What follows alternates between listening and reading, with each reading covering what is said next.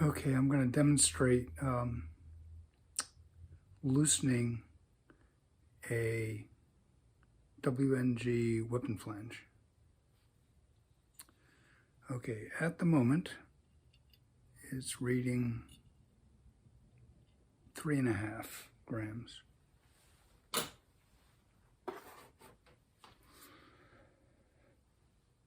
A Weller heat gun with a tip on it that focuses on a particular spot. And of course it takes a moment to heat up. 2, 3, 4, 5, 6, 7, 8, 9. 1, 2, 3, 4, 5, 6, 7, 8, 9. And you always flip it on the cool cycle so you don't burn out the engine. Then to speed things up, I could just let it cool down. I have some steel here that has a cold ambient temperature.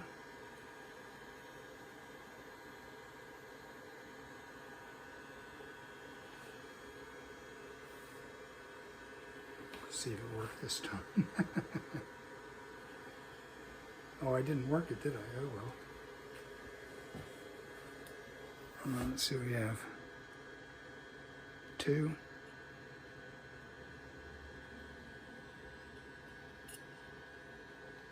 Yep, it's about 2. Works pretty consistently. Well, absolutely consistently in the small amount that I've done it.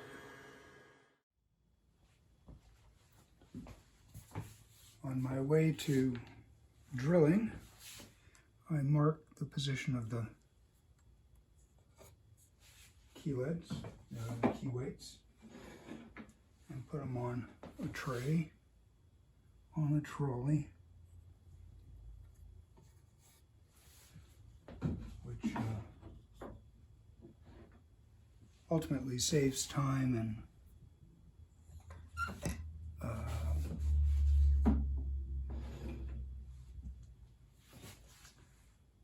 fortunately that one was already marked.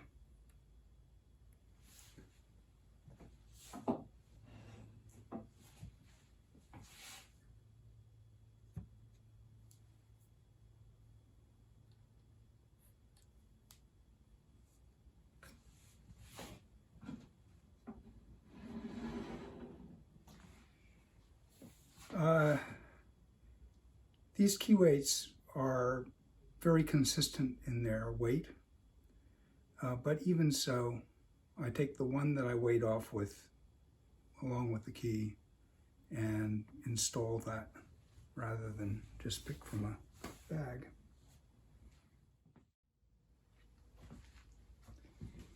Okay, here's an annoying thing that just happens. It's kind of hard to see because it's blacked in, but there's a lead right where my finger is. So clearly I can't put that in there. So what I've done is I've taken some key weights and tried to achieve a balance. You know, it comes back from there and it comes back from there, and maybe I want to split the difference. That seems about it. Then I'm going to take and move this weight. Clearly it has to go back, which means that it's going to need help from somebody else here.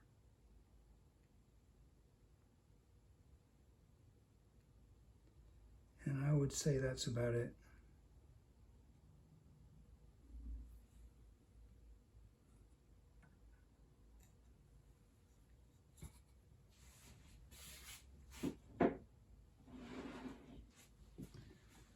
Very close and a lot easier at this point than putting the top stack back on for that one.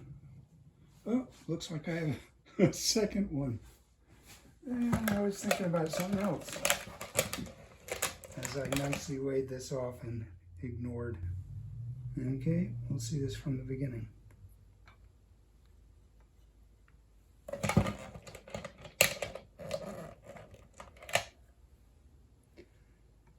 There's a certain amount of friction that doesn't go all the way back up and that doesn't go all the way back up. So I think that's pretty close. And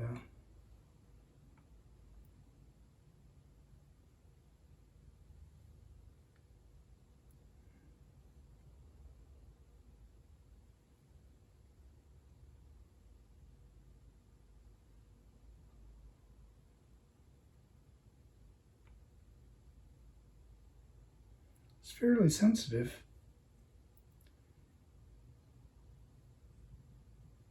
So I want the same thing to happen on both sides.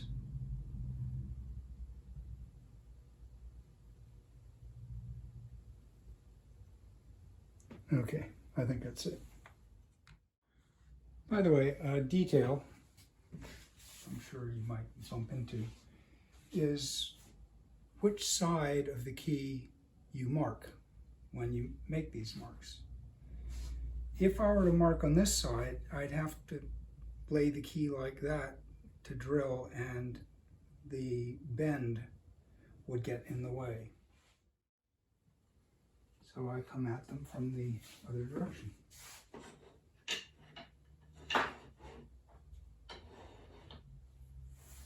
Otherwise, you end up having to transfer the marks, which is just annoying.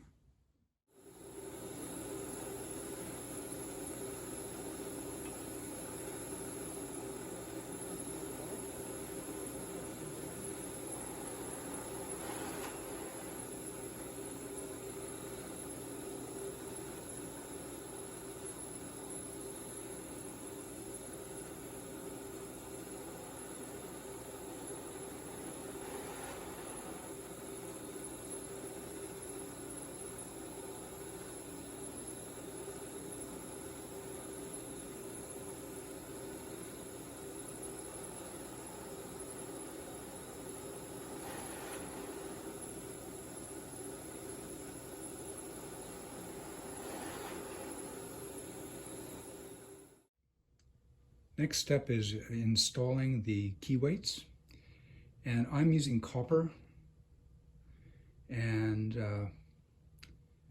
soft copper is just way too difficult to obtain and too expensive through the channels that I know about, and so what I have is not soft enough to swedge the way lead is. These are a snug fit in the hole, and this is a fairly new product, which is flexible CA glue. So the idea is that it glues it in there well, and then the glue joint swells and contracts with the key and doesn't come apart in the long run. It's great to install, and so I'll just demonstrate a bit of what it's like.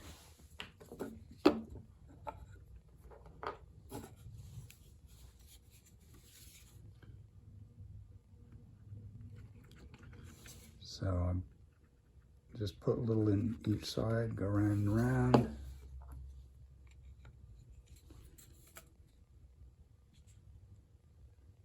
Okay, now occasionally I get one that there's glue enough to drip. That's one scenario. Another is that the fit is tight enough, because there's a little bit of variance in